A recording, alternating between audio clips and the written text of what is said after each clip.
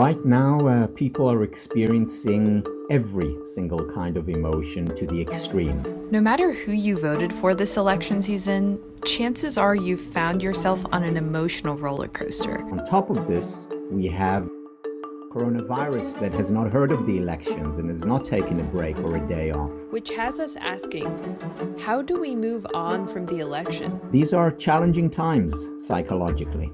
We called Tal Ben Shahar. I'm a student and teacher in the science of happiness. He says a key step to moving on is taking the time to recover. Ben Shahar says the stress we've experienced is not necessarily bad in and of itself. In fact, stress can help us become healthier and happier. Think about the following analogy. You go to the gym and you lift weights. What are you doing to your muscles? You're stressing them. Now, that's not a bad thing. The problem in the gym begins when you practice and work out again and again and again without any recovery. And that's when you get injured. Similarly, psychologically. If we experience stress, that is fine as long as we take time for recovery.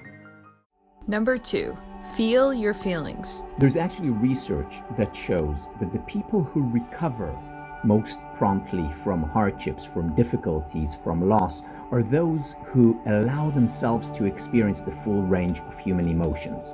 So telling ourselves we should be strong, we shouldn't be feeling one emotion or another is actually the wrong way to go. Number 3, write to your friends. Francis Bacon, back in the 16th century, said, "Friendship doubles joy and cuts grief in half." There's no more important time than now to rely on those friendships. But the pandemic has made it more difficult for some people to access their friendships. Even if we meet virtually, even if it's just on the phone, we can still enjoy deep, meaningful relationships. You know, in the past, people cultivated deep relationships by writing letters. Today, we can certainly do it online, through the phone, or by writing letters again. This brings us to number 4. There's a lot of research showing that regular physical exercise has the same effect on our psychological well-being as our most powerful psychiatric medication. Another simple intervention is expressing gratitude and writing it down, or sitting around the table and sharing things for which we're grateful can help a great deal. And last but certainly not least, how can we be hopeful if our candidate loses?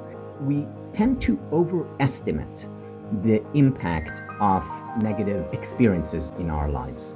In other words, we experience a downward spike, but then very quickly we recover and we go back to where we were before. It's important to understand that whether happiness or unhappiness, the extreme spikes that people will experience post-elections, they're temporary, they're fleeting.